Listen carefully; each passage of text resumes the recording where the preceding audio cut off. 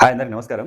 నేను ఈ వీడియో చేయడానికి ప్రధాన కారణం ఏంటంటే, గత 2 నెలల క్రితం జరిగినటువంటి గ్రామ పంచాయతీ ఎన్నికల్లో తెలంగాణ రాష్ట్ర ప్రభుత్వం బీసీలకు 42% రిజర్వేషన్లు ఇస్తూ గ్రామ పంచాయతీ ఎన్నికలకు నోటిఫికేషన్ జారీ చేసిన తర్వాత రెడ్డి వ్యవస్థాపక అధ్యక్షుడైనటువంటి బుట్టంగారి మాధవరెడ్డి అనే వ్యక్తి బీసీ రిజర్వేషన్లు రాజ్యాంగ విరుద్ధం అంటూ ఆయన హైకోర్టుని ఆశ్రయించడం, ఆ తర్వాత సుప్రీంకోర్టుకెళ్ళడం, ఆ తర్వాత రాష్ట్ర ప్రభుత్వం కౌంటర్ దాఖలు చేయడం, అనేక మంది ఆ కేసులో ఇంప్లీడ్ అయిన తర్వాత రాష్ట్ర ప్రభుత్వానికి కోర్టు 50% రిజర్వేషన్లు తగ్గకుండా ఎన్నికలు నిర్వహించాలని చెప్పి ఆదేశాలు ఇచ్చింది. అంటే ఇక్కడ బుట్టంగారి మాధవరెడ్డి వల్ల బీసీలకు దక్కాల్సిన 42% రిజర్వేషన్లు ఆగిపోవడం జరిగింది. వాస్తవానికి అన్ని పార్టీలు కూడా ఏకాభిప్రాయంతో బీఆర్ఎస్ కానీ, కాంగ్రెస్ కానీ, బీజేపీ కానీ బీసీలకు 42% రిజర్వేషన్లు కల్పించాలని చెప్పి అన్ని పార్టీలు కూడా ఏకాభిప్రాయంతో ఉన్న ఈ సమయంలో బుట్టంగారి మాధవరెడ్డి అనే వ్యక్తి చేసిన నిర్వాకం వల్ల బీసీలకు దక్కాల్సిన సర్పంచ్ పదవులు కానీ, వార్డు సభ్యులు కానీ దక్కకుండా పోయింది. వాస్తవానికి బీసీ సమాజం మొత్తం వ్యతిరేకంగా చూస్తున్న బుట్టంగారి మాధవరెడ్డిని ఈరోజు బీఆర్ఎస్ పార్టీ కేశవాపూర్ నుంచి కౌన్సిలర్గా నిలబెట్టింది. మరి ఎందుకు నిలబెట్టాల్సిన పరిస్థితి వచ్చిందో నాకైతే అర్థం కాలే. వాస్తవానికి గతంలో బుట్టంగారి మాధవరెడ్డి 42% రిజర్వేషన్లు అడ్డుకుంటున్న సమయంలో ఆయన బీజేపీకి చెందినవాడని, తెలంగాణ జాగృతికి చెందినవాడని, ఆ తర్వాత బీఆర్ఎస్ పార్టీకి చెందినవాడని, కాంగ్రెస్ వాళ్ళు వేయించారని చెప్పి అనేక వార్తలు వచ్చినాయి, అనేక ఫోటోలు కూడా వైరల్ అయినాయి. బుట్టంగారి మాధవరెడ్డి దిగిన ఫోటోలు కూడా.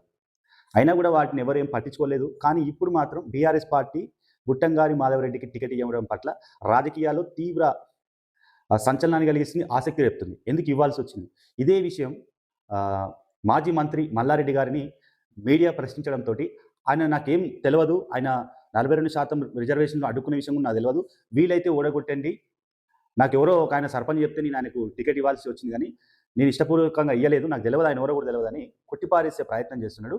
నేను ఇక్కడ మల్లారెడ్డి గారికి కూడా సూటిగా స్పష్టంగా ఒక 2 విషయాలు చెప్పదలుచుకున్నాను.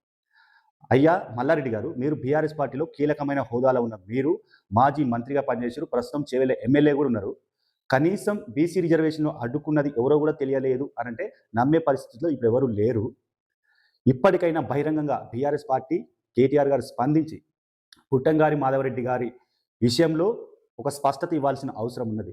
మనం ఒక కౌన్సిలరో, ఒక కార్పొరేషన్ చైర్మనో మనం చూసుకుంటే ఈరోజు బీఆర్ఎస్ పార్టీకి జరిగే నష్టం అంతా ఇంత కాదనే విషయాన్ని బీఆర్ఎస్ పార్టీ కూడా గ్రహించాల్సిన అవసరం ఉన్నది.